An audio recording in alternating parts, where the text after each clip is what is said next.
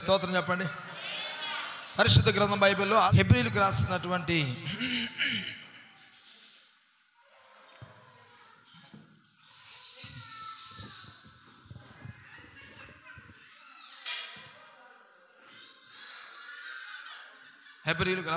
గ్రంథములో చూడండి. Praise the lord.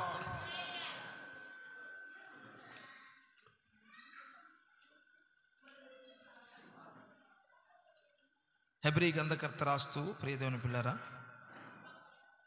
ఇక్కడ తెలియచేస్తున్నటువంటి మాట 10వ అధ్యాయము 24వ వచనాన్ని మనము జ్ఞాపకం చేసుకుందాం. 10 హెబ్రీలకు రాసినటువంటి పత్రిక 10వ అధ్యాయము 24వ వచనాన్ని ఒకసారి మనం జ్ఞాపకం చేసుకుందాం. అందరూ జాగ్రత్తగా దేవుని వాక్యాన్ని విందాం.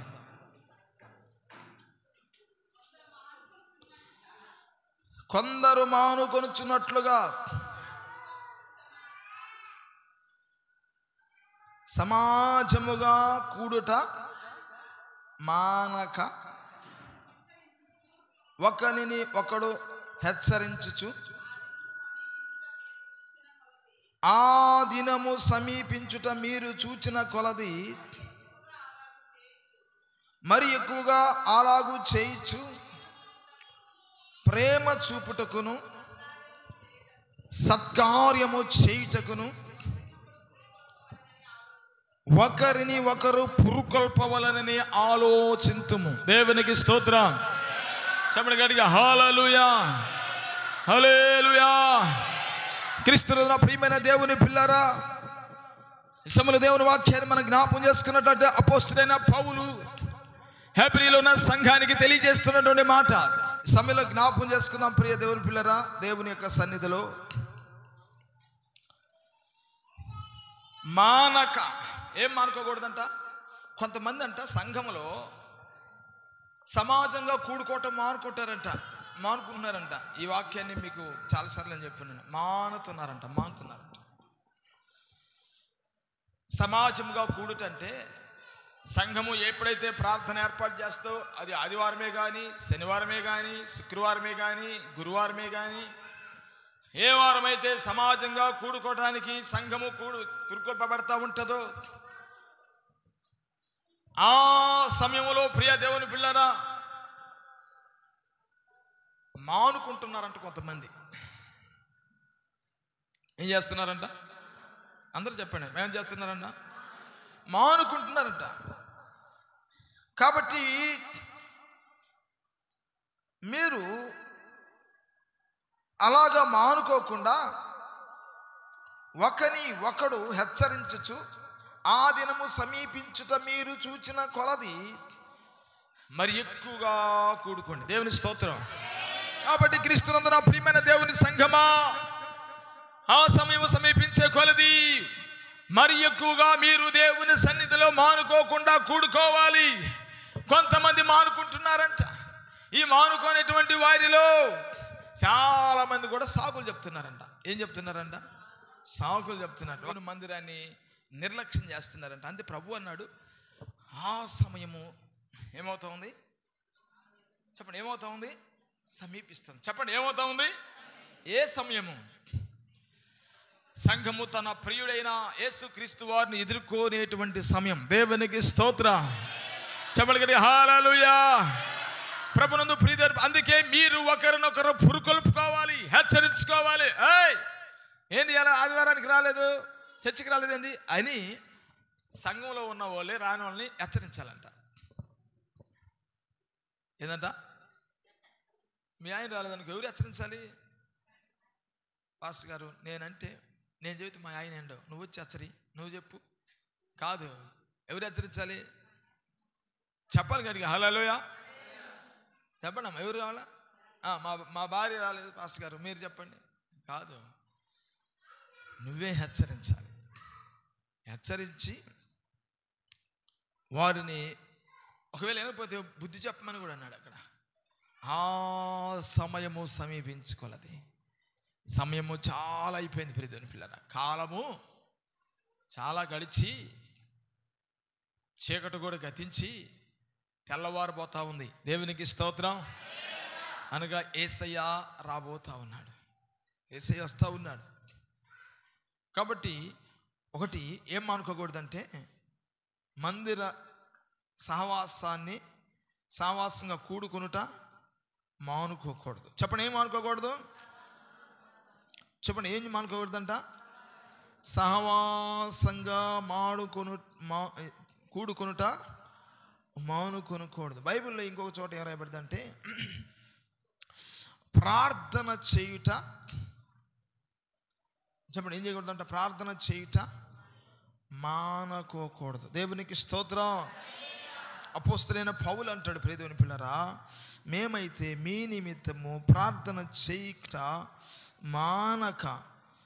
ఎఫెసీయులకు రాసినటువంటి పత్రిక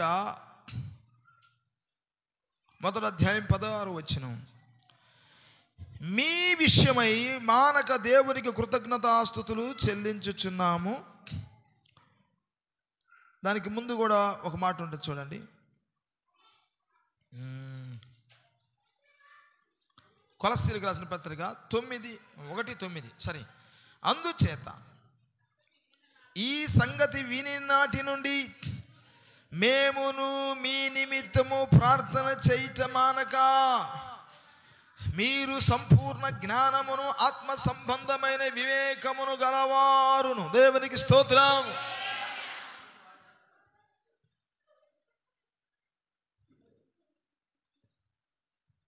అర్థమవుతుందా ప్రియ దేవుని పిల్లరా? ఏం అనుకోకూడదు? చెప్పండి, నోరు తెరిచి త్వరగా. ఏం అనుకోకూడదు? ప్రార్థన చేయటం. మీరు ఎంతమంది ప్రార్థన చేస్తున్నారు? జతలు ప్రార్థన చేస్తున్నారా? జంటలు ప్రార్థన చేస్తున్నారా? కుటుంబ ప్రార్థన చేస్తున్నారా? అమ్మా చెప్పండి, చేస్తున్నారా చేయలేదా? దేవునికి స్తోత్రం. ప్రార్థన చేయటం మానకూడదు. ఎందుకంటే దేవుని వాక్యంలో ప్రవక్త అయినటువంటి సమూయేలు అంటాడు, నా మట్టుకు నేను మీ నిమిత్తము ప్రార్థన చెయ్యని ఎడల నేను పాపము చేసిన వాడను అగుదును అంటాడు. అంటే ప్రార్థన చేయకపోతే పాపమా? ఎస్, పాపమే. వ్యభిచారం ఎంత పాపమో, విగ్రహారాధన ఎంత పాపమో, దొంగతనం ఎంత పాపమో, దేవుని సన్నిధిలో ప్రార్థన చేయకపోవటం కూడా అంతే పాపం. దేవునికి స్తోత్రం. నేను రాత్రి ఒక మాట చెప్పాను, ఎక్కువగా దేవునితో ప్రార్థన చేసేవాడు మనుషులతో మాట్లాడాడు. ఎక్కువగా దేవునితో మాట్లాడేవాడు మనుషులతో మాట్లాడాడు. ఎక్కువగా మనుషులతో మాట్లాడేవాడు దేవునితో మాట్లాడలేడు. ఎక్కువగా దేవుని సన్నిధిలో ప్రార్థన చేసేవాడు, గడిపేవాళ్ళు దేవుని సన్నిధిలో ఎక్కువగా దేవునితో సహవాసం కలిగిన వాడు మనుషులతో ఎక్కువగా మాట్లాడడానికి ఇష్టపడ్డు. నేను అంటున్నాను దేవుని వాక్యాన్ని బట్టి, ప్రియ దేవుని పిల్లరా, దేవునితో సహవాసం కలిగి ఉన్నప్పుడు మనుషుల దగ్గరికి మనం వెళ్ళలేము. దేవుని స్తోత్రం చెప్తారా? దేవుడు ప్రత్యక్షమై దేవదూత మాట్లాడిన తర్వాత ఎలిజబెత్ అంట 5 నెలల వరకు గడప దాటి బయటికి వెళ్ళలేదంట. 5 నెలల వరకు. దేవుని స్తోత్రం చెప్దాం. కాబట్టి ప్రభునందు ప్రియ దేవుని పిల్లరా, మనం ఏం అనుకోకూడదు? మన జీవితాల్లో దేవుని సన్నిధిలో ప్రార్థన చేయటం మానకూడదు. దేవునికి స్తోత్రం. 5, 2, 3, 4, 5 నిమిషాలు కాదు, నీ సన్నిధిలో గంటలు దాటి వెళ్ళిపోవాలి. పని ఉంటే పని చేయి, పని లేకపోతే ప్రార్థనలో కూర్చో. వ్యర్థంగా తిరగొద్దు, వ్యర్థంగా మాట్లాడొద్దు, వ్యర్థంగా ఉచ్చరించొద్దు, వ్యర్థంగా కాలక్షేపం చేసి చెట్ల కింద గుట్ల కింద మాట్లాడుకోకూడదు. ప్రియ దేవుని పిల్లరా, దేవుని పిల్లలు ఎప్పుడు దేవునితో సంబంధం సహవాసం కలిగి ఉండాలి. స్తోత్రం చెప్పండి, హల్లెలూయా. కాబట్టి నా ప్రభునందు నా ప్రియమైన దేవుని సంఘమ సహోదరి సహోదరులారా, ప్రార్థన చేయటం మనం మానుకోకూడదు. దేవుని సన్నిధికి రాకుండా ఉండటం వచ్చే విషయం మానుకోకూడదు, ఆగిపోకూడదు. దేవునికి స్తోత్రం. మూడోది, దేవుని సన్నిధిలో మనం చేయాల్సింది ఏంటంటే ఎల్లప్పుడూ దేవునికి కృతజ్ఞత చెల్లించాలి. ఆమేన్ చెప్పాలి గట్టిగా, చెప్పాలి గట్టిగా, హల్లెలూయా. ఎల్లప్పుడూ ప్రతి విషయంలో, అది చిన్నదే కానీ పెద్దదే కానీ ఏదైనా సరే దేవుని సన్నిధిలో ప్రభువా కృతజ్ఞతలు, స్తోత్రాలు, నా జీవితంలో కార్యం జరిగించావు దేవా, స్తోత్రం. ఇది పిన్నీస్ ఇచ్చావు దేవానికి స్తోత్రం. పిన్నీస్ కూడా కృతజ్ఞత చెప్పాలనా? ఖచ్చితంగా చెప్పాలి. స్తోత్రం చెప్పడం గట్టిగా, హల్లెలూయా. ప్రతి వస్తువుకి ప్రతిదీ నీ జీవితంలో ప్రతిదీ ఉదయం లేచిన మొదలుకొని సాయంత్రం వరకు నీ జీవితంలో దేవుని ఎదుట కృతజ్ఞత కనబడాలి. దాన్ని అర్పించాలి, చెల్లించాలి. కొంతమందికి దేవుడు ఎన్ని చేసినా వాళ్ళ హృదయంలో నుంచి ఆ మాట రాదు, ఎందుకు తెలియదు, అర్థం లేదు. ఎన్నన్నది ప్రభా నీకు వందనాలు, స్తోత్రాలు, కృతజ్ఞతలు అయ్యా, మా ఎడల మీరు కొంచెం సహాయం చేసి మమ్మల్ని ఆదుకున్నారు, మీకు అందుని బట్టి దేవుని పేరట వందనాలు అయ్యా, దేవుడు మిమ్మల్ని దీవించిన గాక, ఆమె చెప్పండి హల్లెలూయా అనే మాట. దేవునికి స్తోత్రం.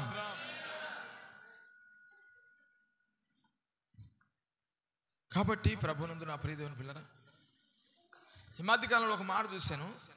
మనోళ్ళు దేవుడు అంటే ఆశీర్వాదం వారసులుగా ఉంటానికి పిలిచానంట కదా, ఆ పిలిచే ముందు 2-3 చెప్పాడు కదా, అక్కడ నాకు ఆశ్చర్యం అనిపించింది. ఎందునైనా ఇన్ని సంవత్సరాల నుంచి. స్తోత్రం హల్లెలూయా. ఈ మాట నేను సరిగా గ్రహించలేదు, ఇప్పుడు గ్రహించాను. కీడుకు ప్రతి కీడు చేయకూడదంట, దూషణకు ప్రతి దూషణ చేయకూడదని చెప్పాడు కదా. కీడుకు ప్రతి కీడు చేయకూడదంట, దూషణకి ప్రతి దూషణ చేయకుండా. ఎందుకంటే నువ్వు ఆశీర్వాదానికి వారసుడుగా ఉండడానికి పిలువబడ్డావు కనుక వాడు నిన్నన్నాడని నువ్వు అనకూడదంట, వాడు కీడు చేసాడని నువ్వు కీడు చేయకూడదంట, వాడు దూషించాడని నువ్వు దూషించకూడదంట. అలా చేస్తే నీవు ఆశీర్వాదానికి వారసుడు కనుక ఆశీర్వాదము నీకు రాదు, నువ్వు పొందుకోవు, నువ్వు అనుభవించలేవు, నువ్వు దాన్ని స్వతంత్రించుకోలేవు. ఎప్పుడు వాడు కీడు చేస్తే నువ్వు ప్రతి కీడు చేస్తే, వాడు దూషిస్తే మరలా నువ్వు దూషిస్తే, పేతురు పత్రికలో రాస్తాడు, వాడు చేసిన దానికి వ్యతిరేకంగా నువ్వు చేస్తే అది రాదంట. మరి ఎట్టొస్తుంది? వాడిని దీవించు, అప్పుడు నువ్వు ఆశ్రయించబడతావు. దేవుని స్తోత్రం చెప్పండి గట్టిగా. అమ్మో ఇది ఆడ చేద్దాం, ఈ పని మనం ఆడ చేద్దాం. ఆయన తిట్టే వాళ్ళని, కొట్టే వాళ్ళని, మనం దూషించే వాళ్ళని, దుమ్మెత్తిపోసే వాళ్ళని అందరిని కూడా దేవుని స్తోత్రం నువ్వు దీవించబడదు గాక అనాలంట కదా. కాబట్టి ప్రియులారా, ఈ మాటలు మనకు జ్ఞాపకం చేసుకుందాం. ఒకటి ఏం చేయాలా? మానుకోకూడదు. దేవుని సంధి ఏం చేయకూడదంట? సమాజంగా కూడుట, మరీ ఎక్కువగా కూడుకోవాలంటండి. ఎట్ట కూర్చుకో? సమాజముగా కూడుట మానకూడదు. అది ఈదైనా, రోడ్డు అయినా, బజార్ అయినా, అర్థమైందా? ఏదైనా సరే నీ సంఘముతో కూడా నీ సేవకుడు నిలబడితే నువ్వు కూడా స్థలములు నిలబడాలి. ఆమె చెప్పు గట్టిగా చెప్పాలి హల్లెలూయా. రెండవది ప్రియ దేవుని పిల్లరా, ప్రార్థన చేయటం మానుకోకూడదు. ఏం చేసే మానుకోకూడదు? మూడవది కృతజ్ఞతా స్తుతులు చెల్లించటం మానుకోకూడదు. అక్కడే ఉంది కొలస్సీలు ప్రియ దేవుని పిల్లరా, ఎఫెసీ పత్రికలో ఉంది. ఇవన్నీ జ్ఞాపం చేసుకునండి. మూడోది ఒకటి ఉంది, కానీ నాలుగోది మనకు కొద్దిగా కష్టం అనిపిస్తుందేమో, అయినా ఇది కూడా చెప్దాం. దేవుని స్తోత్రం. మత్తయి సువార్త 23:23 అంటాడు, అయ్యో వేషధారులైన శాస్త్రులారా, పరిసయ్యులారా, మీరు పుదీనాలోను, సోంపులోను, జీలకర్రలోను 10వ వంతు చెల్లించి ధర్మశాస్త్రంలో ప్రధానమైన విషయములను అనగా న్యాయమును, కనికరమును, విశ్వాసమును విడిచిపెట్టితిరి. వాటిని మానక వీటిని కూడా చేయండి అన్నాడు. దేవునికి స్తోత్రం. అంటే అర్థమేం తెలుసా? మీరు బాగానే మంచిగానే తీస్తున్నారు దేవుని కొరకు, గుప్పిళ్ళు బాగానే తీస్తున్నారు నమ్మకంగా. ఎట్టు తీస్తున్నారు కొంతమంది, ఎట్టు తీస్తున్నారు కొంతమంది, మంచిదే దేవునికి స్తోత్రం. దశంభాగం తీస్తున్నారు నమ్మకంగా దేవునికి స్తోత్రం కొంతమంది తీయట్లేదు. ప్రభు ఏం చెప్తున్నా అంటే వాటిని మానక ఇవి కూడా చేయాలి. ఏటి మానక? ప్రతిష్టార్పణ, కానుకలు, దశంభాగములు మానకుండా ఏమి? స్తోత్రం హల్లెలూయా. న్యాయమును, కనికరమును, విశ్వాసమును కూడా జరిగించాలంట. దేవుని స్తోత్రం చెప్పండి. దేవునికి ఇచ్చేది మానకూడదు, దేవుడు చెప్పినటువంటిది మానకూడదు. ఆమేన్ చెప్పండి హల్లెలూయా. కాబట్టి ప్రభునందు నా ప్రియ దేవుని పిల్లరా, ఆయన మాట వినాలి, ఆయన పని చేయాలి. రెండు చేయాలి. చెప్పండి ఏం చేయాలంట? ఆయన మాట వినాలి, ఆయన పని చేయాలి. దేవుడి మహిమ కలుగునుగాక. చెబుదాం, ఆయన మాట వినాలి, ఆయన పని కూడా చేయాలి, ఆయనకి ఇవ్వాలి. అది మానక వాళ్ళు ఎవరో మంచి ప్రియజన పిల్లరా. ఎందుకంటే జీలకర్రలు, సోంపులు వాటిల్లో కూడా తీస్తున్నారు. సోంపులో, పుదీనాలు, జీలకర్రలో కూడా వాళ్ళు దశంభాగం తీస్తున్నారంట, 10వ భాగం.